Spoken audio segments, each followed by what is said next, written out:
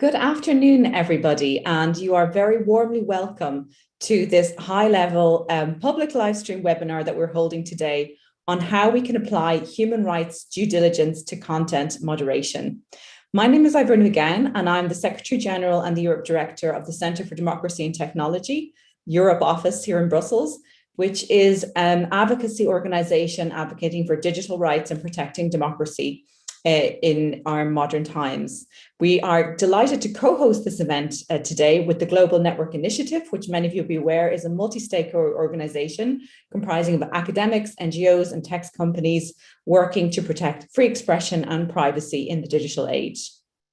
So firstly, just to welcome all of our participants today, we have earlier today, we had the great privilege of having an expert roundtable all day. And I thought it'd be interesting just to give you a brief summary of some of those discussions before I introduce our panelists and have that discussion here. So earlier today, we brought together companies, NGOs, experts, academics, international organizations like the UN and others, and we had a really good discussion on the Digital Services Act. There was a very lively debate about to what extent the UN guiding principles on human rights have actually been integrated to the EU Digital Services Act, whether they align or not, and what the challenges are in actually translating something initially meant as guiding principles into hard rules. What are the differences when it comes to the flexibility, for example, on due diligence, whereby you might want to really think about what the specific business model of a company is, as opposed to rule-based laws that are very specific on what they need to analyze. We also heard from a broad range of stakeholders on the specific due diligence provisions. Some raised concern about the lack of legal clarity, given that there are terms referred to such as systemic risk, without a very clear definition of what that entails. Some of the companies raised concerns about the idea that they had to protect fundamental rights in the DSA, but they were not entirely sure how to go about that. And there was other concerns raised about how we can really, at the same time, be precise, but allow that flexibility that we need to look at the real impact on users for fundamental rights. We also, of course, had the classic debates that no matter how many years in content moderation we discuss, who ultimately decides on taking down content? Will it be the regulator? Will it be the companies? Or will it be the courts? And we had a variety of different discussions on that about scalability of content moderation. There was also many calls for a stronger focus on the right to access to remedies in the Digital Services Act. And the final session that we had earlier today took a deep dive on auditing. And there was a real question there to say, how can we ensure that auditors would be, satisfactorily independent, would not be subject to corporate capture, and that we could, again, be precise and clear about what was being audited, and should those standards be global or regional? They were just some of the challenges that we heard about during the day today. So that was just a brief summary for you about the detailed roundtable that we had earlier today. I'm now going to move on and, of course, introduce you to our fantastic panelists. I'm deeply honored that we've managed to get such highly esteemed panelists to join us today. I am joined by David Kay, who is the independent board chair of the Global Network Initiative, and of course, the former UN Special Rapporteur on freedom of opinion and expression. We have Peggy Hicks, who is the director of UN Human Rights, the Office of High Commissioner for Human Rights. And we have Patrick Breyer, MEP, who is, of course, the rapporteur of the LIBE, that's the Civil Liberties Committee opinion on the DSA. So again, thank you all to our high-level panelists. We are delighted to have you. I couldn't think of three minds that we'd rather have today to finish off this day in discussions and talk about what are the human rights and due diligence implications of the Digital Services Act. So perhaps I'll just open, if I may, with a little bit more of a general question and ask them to give their high-level observations about, the importance and usefulness of human rights as a guiding set of principles for content regulation in general, before we talk about the Digital Services Act in particular. And if I could, Mr. David Kay, I would like to kick off with you. Thank you so much. Great. Thank you, Iverna. And thanks to CDT, to GNI, of course. It's really a pleasure to be here, and especially to be on this panel with Peggy and Patrick.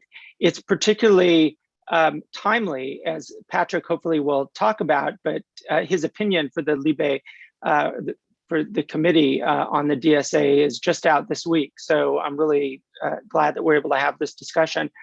I would say just, generally speaking, when we think about human rights as a framework, as a lens, as a tool to be thinking about the kinds of issues around platform governance that the DSA is aiming towards, that we could think about this from maybe 2 or 3 different perspectives. I mean, the first is, of course, so much of our discussion around these issues deals with specific kinds of content, right? Disinformation, hate speech, harassment, and so forth. And I think that often our debates around these issues get focused on particular content. And that's important and useful, because the kind of content that is shared, particularly on the largest platforms, has a real impact on human rights. But I think that if we think about the broader set beyond simply substantive human rights norms, and we think about process, we think about transparency, we think about the public's access to information, we think about policymakers and their ability to determine what are the appropriate rules, that enables us to think about a whole range of other process rights, whether they're due process or their transparency or they're the public's access to information, that I think are really important. And I actually think that the DSA, although it's far from perfect, and Patrick's opinion clarifies the ways in which it's not, it actually allows us to start thinking about human rights as a tool for that broader sense, not just of substantive rights, but also the process, access to information, and so forth. And that's where I think, at least part of our discussion can focus. Thank you so much. That's really, I think you got straight to the heart of the issue, as we would expect that you would, on where we really need to focus today. And Peggy, a few opening remarks, the same question from your side. Sure, and just my thanks as well to CDT and GNI, and great to be with you and Patrick today. It's always a problem if you let David go first, right? Because I want to say what he said. But I think I really wanted to start off just making 4 points. I mean, the first one is the point that David made, is that I think, we're just tapping the surface of how the human rights framework can really be an instrumental and useful tool in this space. And part of the burden of that is on our side as human rights practitioners, because it's not an easily accessible framework. The guidance that we have is wonderful, but it's in multiplicity of places. We look at David's work as special rapporteur, the new special rapporteur. We've got the treaty bodies. We've got our office. It's all over the place, and we need to do better.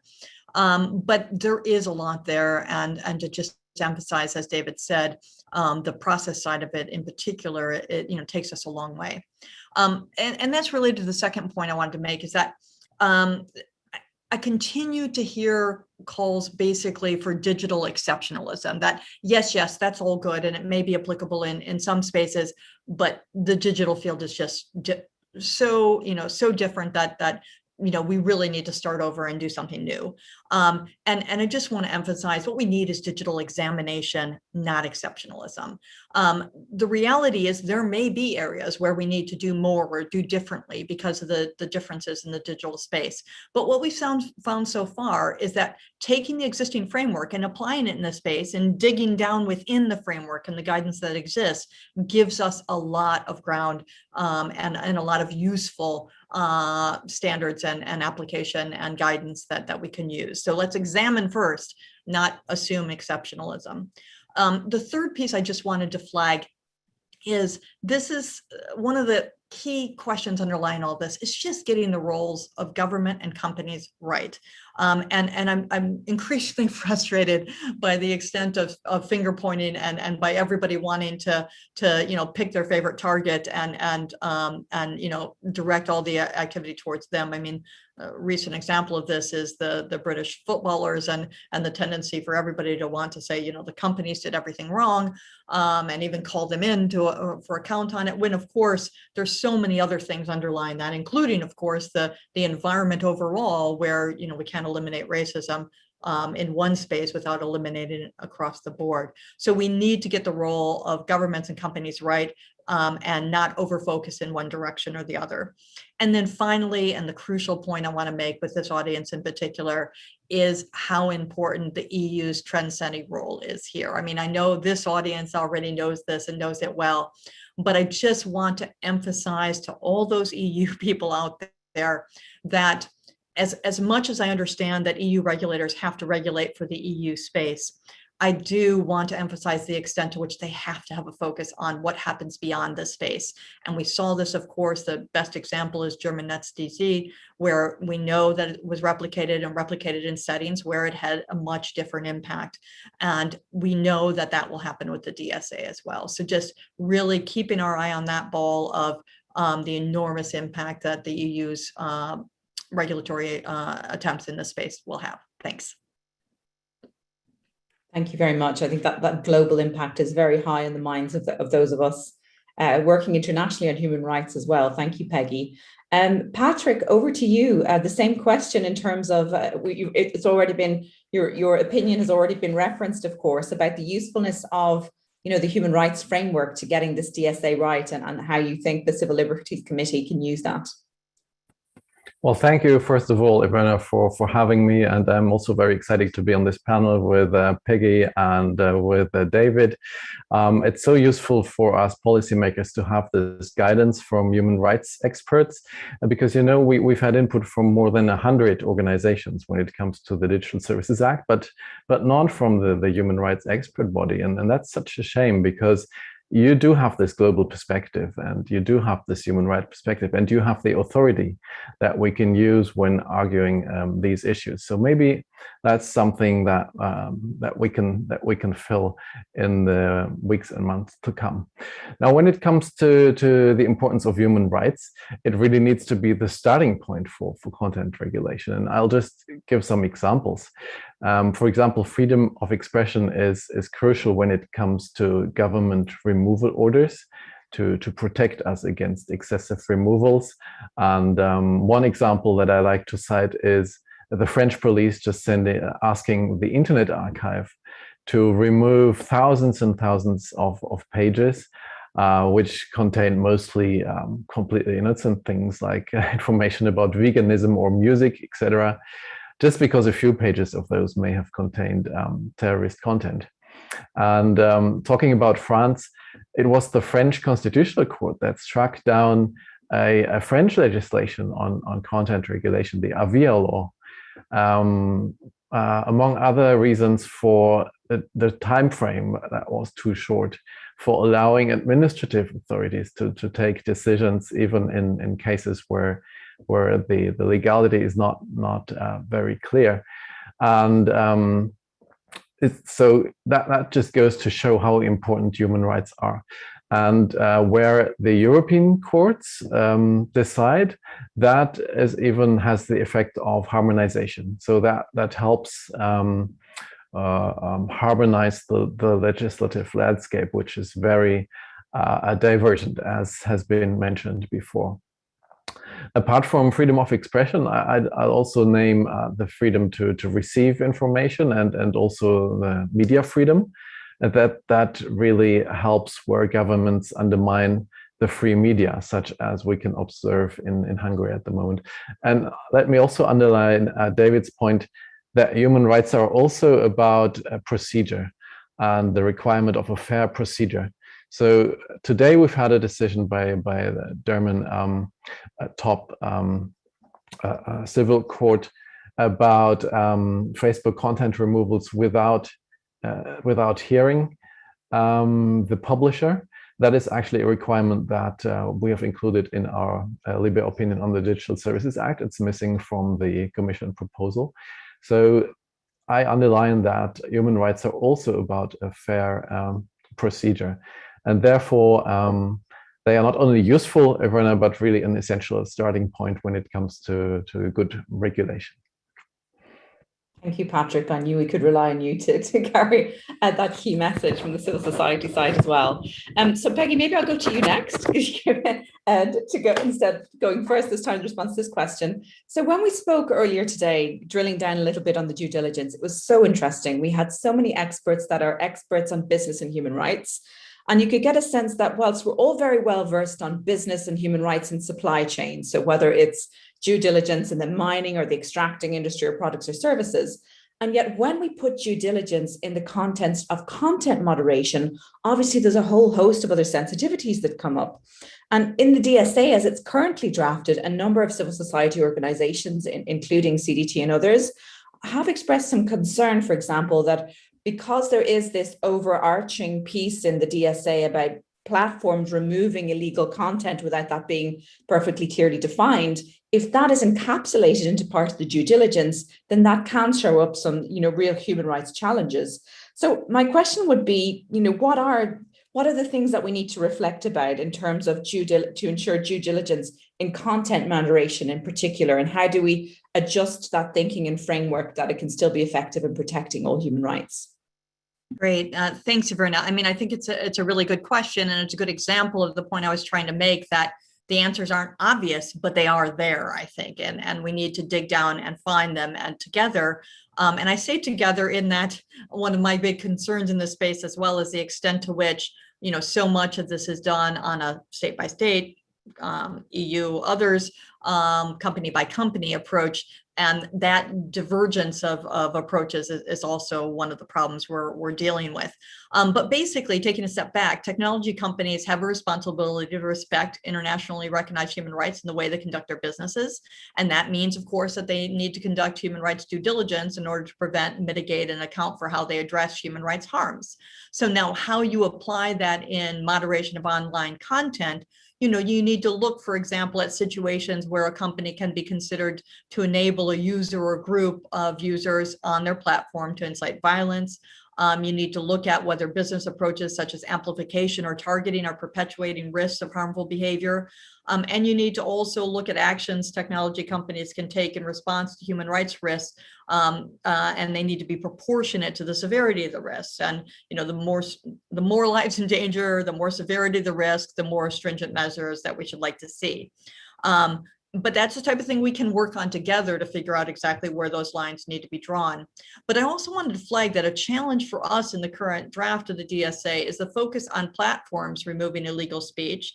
And the due diligence that's expected here is, of course, primarily focused on how they comply with government orders to remove and not with human rights. But what we want to emphasize is that the due diligence companies need to do also needs to involve how they resist government pressures to violate human rights, because that's something we see a lot.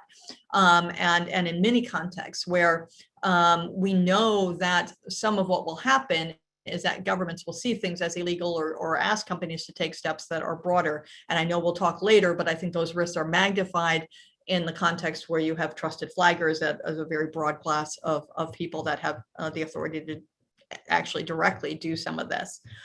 So applying due diligence also, knows that we have to really look at the context. And of course, on content moderation, this has been one of the big bugaboos because the companies and states really don't always have the ability to do that as effectively. So, but we also want to emphasize that in looking at that context, we always have to keep in mind the range of measures. And I was listening, and I'm sorry I can't name the commentator, but somebody did a great analysis recently that was, like the 12 different ways that companies can engage that aren't removing content. So, attaching warning labels and doing other things, limiting amplification, all the different steps that can be taken. And, we need to recognize, of course, there will be dilemmas with competing rights, but that companies need to just base their work on the existing standards. And, we've seen a good example of how that can happen in the context, for example, of the Facebook Oversight Board decisions, where the Rabat Plan of Action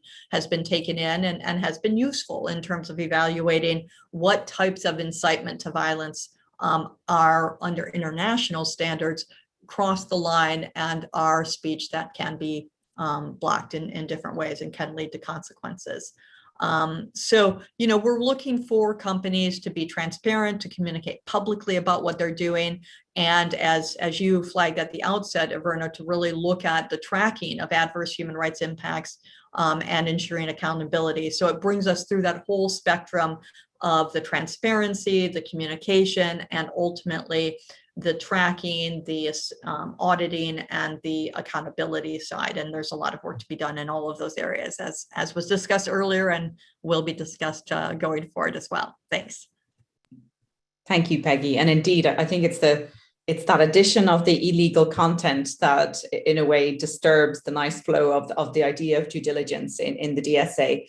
And over to you, David. Obviously, you have done in your time as UN Special Rapporteur and Free Expression have done a great amount of work on aligning the business and human rights principles and guiding principles with what we might expect in content moderation. So from your perspective, in the DSA, given the way that it's been framed, what are some of the things when we think about due diligence and content moderation that you would say we need to, EU lawmakers need to keep in mind? Yeah, so at the risk of sort of diving into the wonky side of the DSA too early in the morning for me, at least in Los Angeles here, I would direct people to Article 26 of the draft DSA, which talks about, it's actually framed as risk assessment, although I think Patrick's opinion suggests reframing it as impact assessment. And I think this is really an important place for the conversation. And one of the useful things about Article 26 is that it is shifting our attention from the broad general requirements or responsibilities of companies to think about the impact of their products, and actually says, you need to do X, Y, and Z in order to assess the impact that you're having on human rights. And within Article 26, and I think this would be an important fix, I think, to Article 26. The framing of the obligation of companies should be to use the human rights lens in order to assess, not just as an initial matter, like an assessment of the impact of your product or your service on the human rights of users and of the public, but focus on an ongoing assessment of human rights, of the impact that you have on the community. Now, the way Article 26 talks about illegal content, I think that's potentially problematic. There are also other problems that are kind of subsumed here, in that the DSA, I think there's a little bit of a confusion between what is illegal and what's an obligation of a company as compared to what are the responsibilities under voluntary codes of conduct that have been promoted over time. And there's kind of a collapsing of those things. And those are very different kinds of responsibilities of the companies. And so I think maybe just to wrap up this point, I think Article 26 and the idea of impact assessment actually could be a real important concrete innovation, because what it would require is the companies to make these assessments, to make them public, to do it on an ongoing basis, so that the public and policymakers actually can get under the hood of what's happening in this space, as compared to today, where I think for much of the public, how the companies deal with the impact on fundamental rights, how they deal with things like coordinated manipulation, how they deal with specific substantive issues around harassment and hate speech and so forth. It's very opaque to people. And I think this is an opportunity to kind of crack that open for broader assessment. Thank you. I think that's really, again, getting to the heart of the issue about what are we actually assessing the impact of, and how do we go about that in a useful way. I'm seeing a lot of chatter in the chat. Don't forget that there's the Q&A section to get your questions in, because I won't be able to troll through all the chat. So do use the Q&A for the end of our panel. Over to you now, Patrick, because obviously I know that the Libe committee has really given a lot of thought to these due diligence provisions. Even at the earlier draft, we're considering to what extent should we keep some of them, and then as David has indicated, you have come up with a solution. So really interested to hear your thoughts on how do you make the due diligence provisions compatible and capturing what we want to. Yes, it is clear that this chapter about due diligence in the Digital Services Act aims at increasing the pressure on intermediaries to self-police the content that is published using their services, and also to self-assess or self-judge the legality of it, which is very problematic because are these intermediaries best placed to take an independent decision with due process, adhering to fundamental rights, etc., when it comes to the removal of content? I think not. And I think that the DSA should rather aim at curtailing the power of these platforms by placing a lot of obligations on them that actually increases their power and responsibility. And we should really think hard about whether that is our intention. Still, even according to this proposal of the Digital Services Act, the safe harbor provisions remain pretty much intact. So there would be an obligation to remove content only where the hosting service provider actually knows and is aware that it is illegal. So not in case of doubt. However, there is a proposal by the Commission to say that once the provider receives a sufficiently substantiated notice, then this should suffice. This should actually constitute actual knowledge, which would mean that they lose their liability exception. They lose the safe harbor privileges. And that would be very detrimental to free speech, because this would mean that even if the provider does not know is the content actually illegal or not, they would have to assume so just to avoid the risk of being liable after receiving a notice. So that's why we propose to delete this provision, which is very dangerous. It's also very important to me and my committee to ensure that the country of origin principle, which means that not only what the DSA focuses on, that what is illegal offline should be illegal online, but also to make sure that what is legal offline should be legal on the internet. And that means if I legally publish content in one country where the service provider that I choose is located, it shouldn't be possible to require a takedown based on legislation of some other country, such as, I don't know, Hungary, Poland, Spain. Some of these have problematic national laws on content regulation.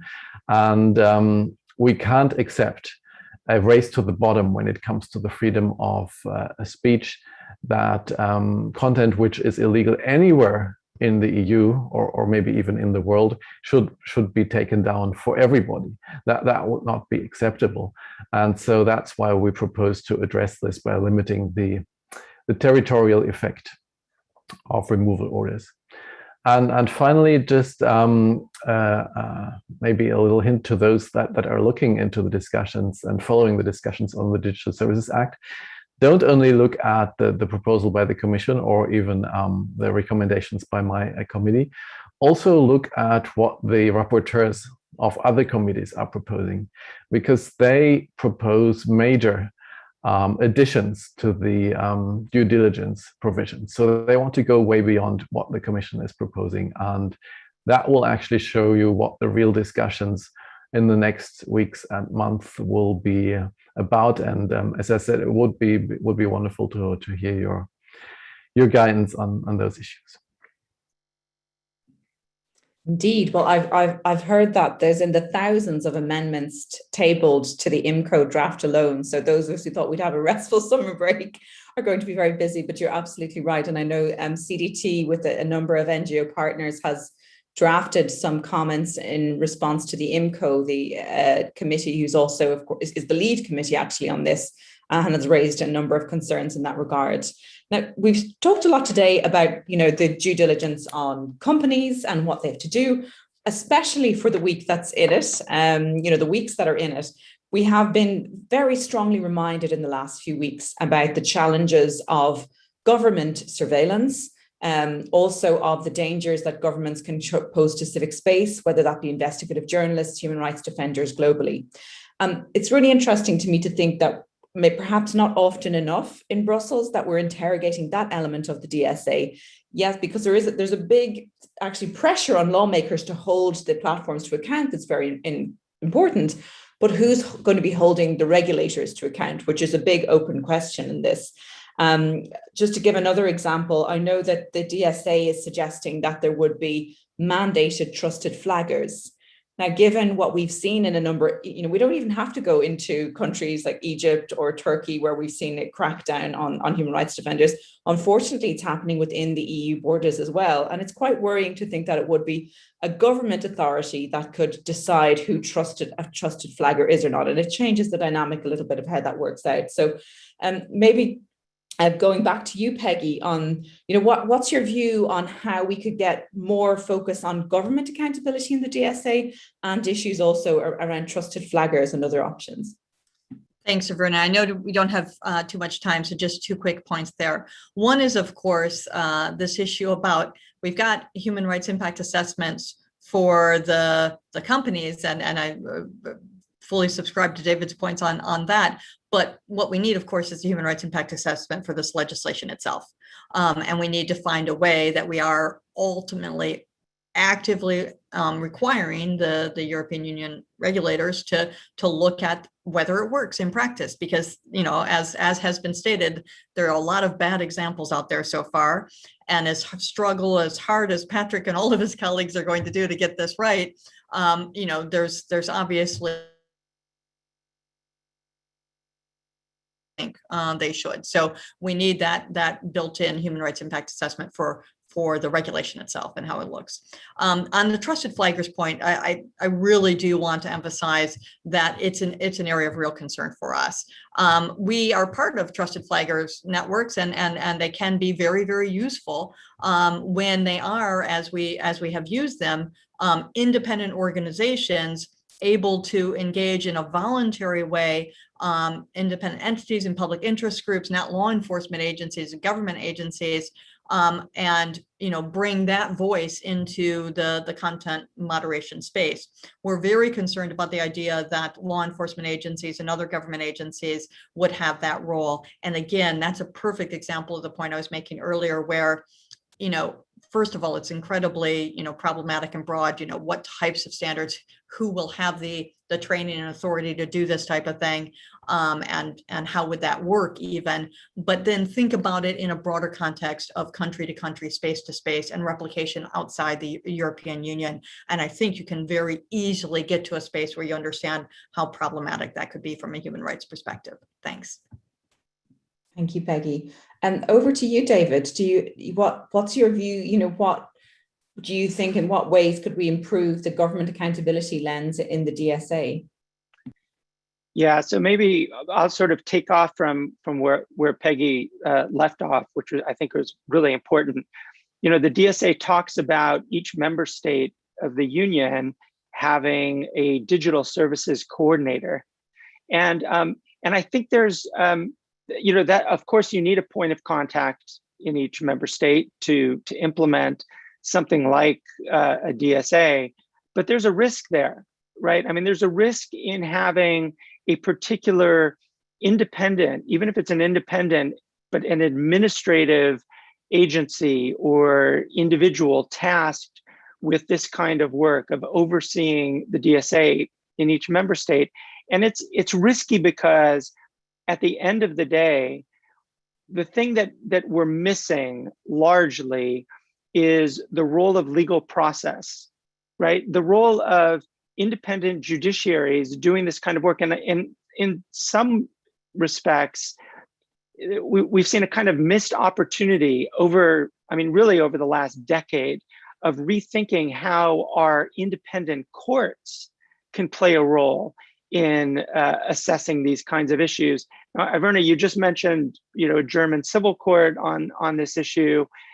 There clearly are courts that are engaging on online speech kinds of questions, but we certainly need to have, in a rule of law environment, courts being engaged in this, and I'm not sure that there are enough constraints on the digital service coordinators and enough new rules around how the judiciary can play a role in these spaces to guarantee fundamental rights. Because ultimately, we rely on courts in addition to legal frameworks to doing that kind of work. So I would say we need to insist on that, and we also need to insist on governments, whether it's a digital services coordinator or other agencies, themselves doing the kind of independent reporting and being subject to, we might call it auditing, but we really mean, public hearings and legislative oversight that must be a part of any rules around content, because, these ultimately the content rules are about the strength, the vibrancy of our democracies and our fundamental rights to communicate with one another. So I'll stop there, but I think there's a lot of room for thinking through this part of the DSA. Thank you, David. And Patrick, I know that this again has been a central concern in your work and of your committee. What that point about the role of the judiciary in particular, I know it's quite close to your heart. So what is your view on how we could strengthen government accountability and this question of the role of judiciary in particular, and what is Libe proposing in that regard? Yes, in response to what David said, we do propose that removal orders should be reserved to courts, for courts to issue. So it shouldn't be administrative authorities requiring the removal of content, because this really requires a balancing of interest. And that's something that the courts are much better fit to and used to than, for example, a policeman somewhere in the land. And we also say that member states should make sure that the courts can issue injunctions to make sure that to speed up the procedure when it comes to decisions on the legality of content, for example.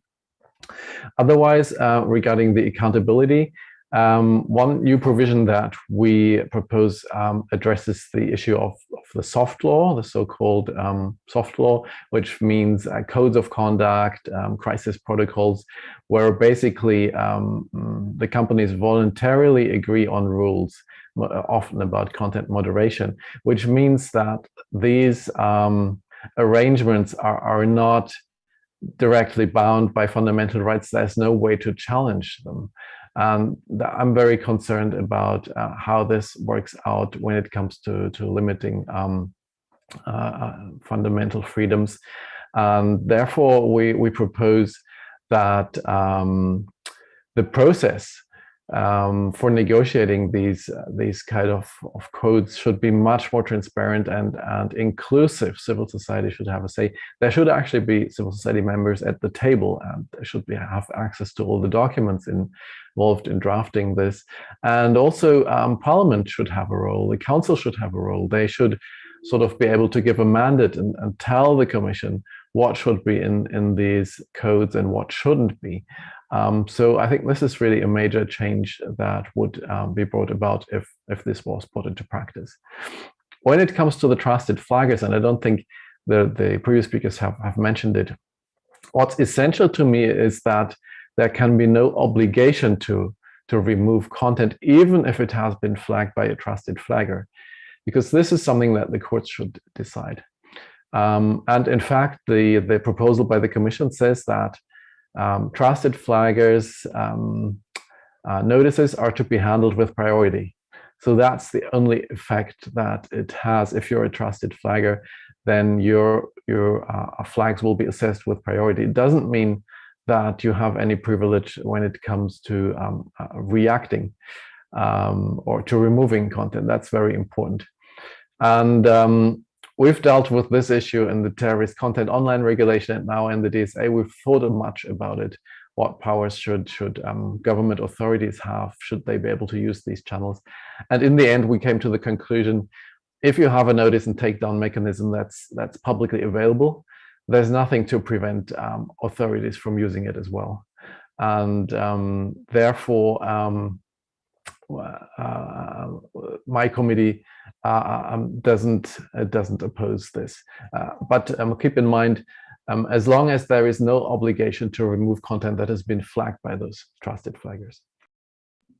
Sure. I think, from the civil society perspective, and of course take that point, I think it challenges when we combine it with, depending on how it pans out, when we combine it with this Article 14 notion that if you fill in the detailed notice, then there's a high risk that that is seen. And then you combine that with the trusted flaggers having expedited notice. I think that's the kind of perfect cocktail that might end up with, for filling some of the concerns that we have. I'm going to take moderator's privilege, but I'm going to add at the end 3 minutes that we lost due to our own technical issues, and apologies for that, everyone.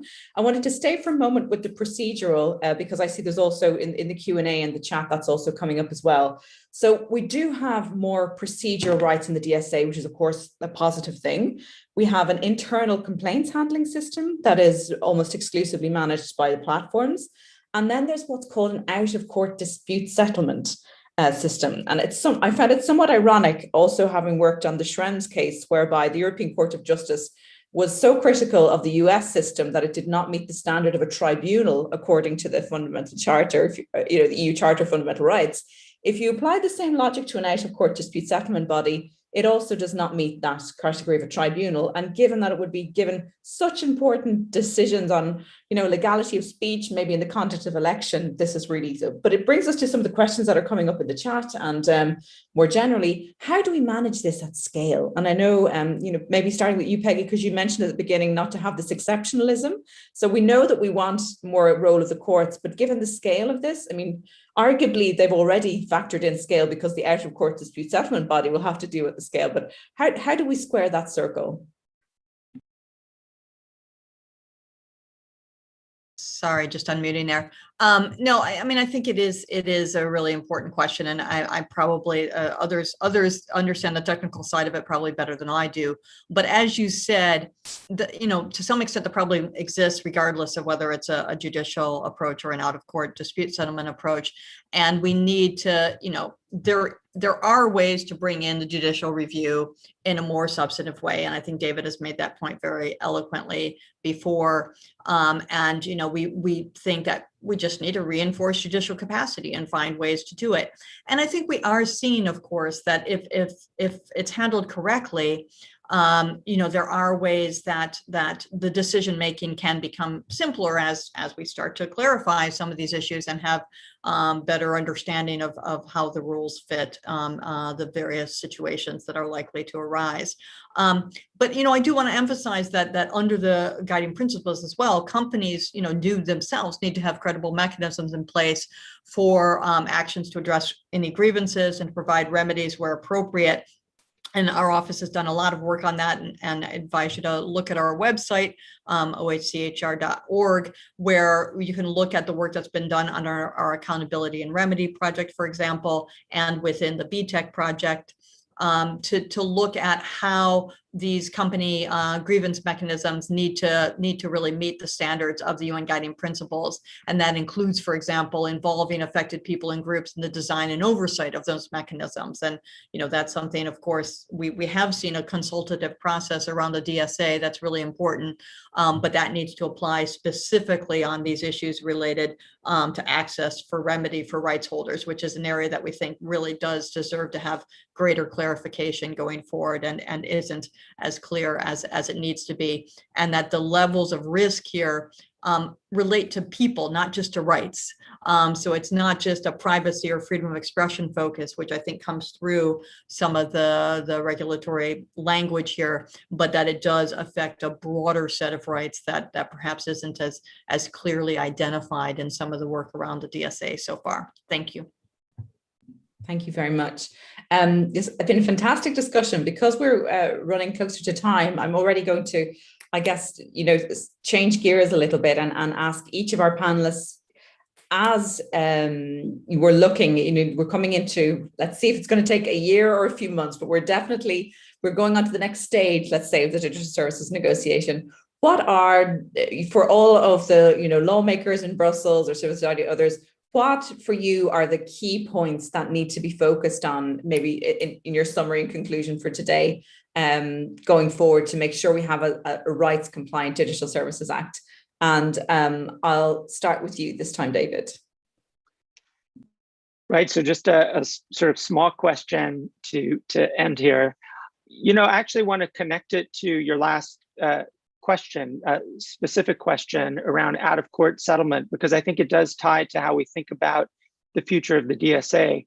I think one of the risks of privileging out-of-court settlements or out-of-court dispute resolution is that we start to incentivize, or the DSA starts to incentivize, a kind of shadow set of norms that are privately determined according to private interests, as opposed to, which I think something Patrick mentioned and has been common throughout Peggy's remarks, is a more public-oriented, human rights-focused approach to all of these different issues. And by human rights approach, it doesn't mean only freedom of expression. It means the whole panoply of rights that constitute, the International Bill of Rights. So I think as we're thinking about what the future of the DSA looks like, I would really encourage policymakers and lawmakers in Europe to be thinking, to have that element really front and center, right? How are we going to make this not a privatized set of dispute settlement, but how are we going to make this more public? How are we going to give the public greater tools to assess what the platforms are doing, to assess what their governments are doing, to restrict speech on the platforms and to restrict the platforms themselves? And I think if the process moves in that direction, so just one example of centering fundamental rights in Article 26, for just as an example, that's one way in which just bringing the human rights, bringing the public role into all of this can, I think, advance the DSA, not just in regulating this particular industry in Europe, but also presenting a model internationally that could be adopted by others. Thank you. And indeed, that point about not inadvertently making it subject to corporate capture or increasing private power, because ironically, the objective of the DSA is to try and rebalance that power, but in places we were a bit worried about the adverse effect of that. Same question to you, Patrick. Obviously, I mean, you're the one of all of us who actually has literally holding a pen on this legislation. So for you, what are your priorities going into the final hurdle, if you like, about what will be most important to protect fundamental rights? Let me start by saying that in regard to the internal complaints handling and out-of-court settlement mechanisms, these are optional. It's really important that users retain the right to seize the courts directly. They don't need to go through internal dispute settlement or any other bodies, but they can still seize the courts directly, and they can get a fast decision by way of injunction. That can be done in a matter of hours. So it's all set up, and that should not be affected. What are key issues looking at the proposal that the Commission has put on the table, which do not properly safeguard fundamental rights? Let me just name a few. Platforms are encouraged and possibly even obliged to use automated ex-ante censorship tools, which is really error-prone and leads to the over blocking of content, because those tools cannot appreciate the legality in the context of the speech, taking account the intention and even the identity of the speaker. So that's something that needs addressing, this problem of automated ex-ante censorship. Then the proposal would allow for cross-border removal orders by administrative authorities, and I've talked about that before, but it needs addressing. There is nothing really in the proposal to protect legal content from being taken down or restricted by the platforms applying their terms and conditions. So that needs to be fixed. We can't allow the platforms to arbitrarily decide what they allow to be said in public spaces or not. Then the obligation on very large platforms to mitigate risks, that has been discussed before. This can be used to impose unspecified and far-reaching measures, depending on what the enforcement authorities or the courts will decide. So that can be very far-reaching, and we need to give some thought to whether risk minimization is actually a principle that is appropriate for us to deal with fundamental rights in our society. Do we really want to minimize all kinds of risks? And finally, the audits provision that has also been mentioned means that unaccountable auditors will issue recommendations on how to satisfy legal obligations and even voluntary commitments. And that will create a pressure, not by courts or even public authorities, but really privatized auditors that the companies choose and pay for. So that is really an issue that needs to be addressed. And let's keep in mind that when it comes to fundamental rights online, the internet really has the potential technically to be used, in the way that China does, in a dictatorship for total control and surveillance. And we can't allow this to happen. We need to restore the respect for fundamental rights online, and this is the chance to do it. Thank you, Patrick. Over to you, Peggy. What are your, final thoughts on what the priorities should be? Thanks. I just want to pick up that point about bringing a human rights lens to the conversation that David made and give some flesh to it in a couple of places. I mean, when we talk about the fact that it's not just freedom of expression, let's look at the right to non-discrimination. In the content moderation space, we know that if we don't do that right, what happens is content from marginalized groups is much more likely to be taken down. So, Patrick spoke about the automated filter uploads.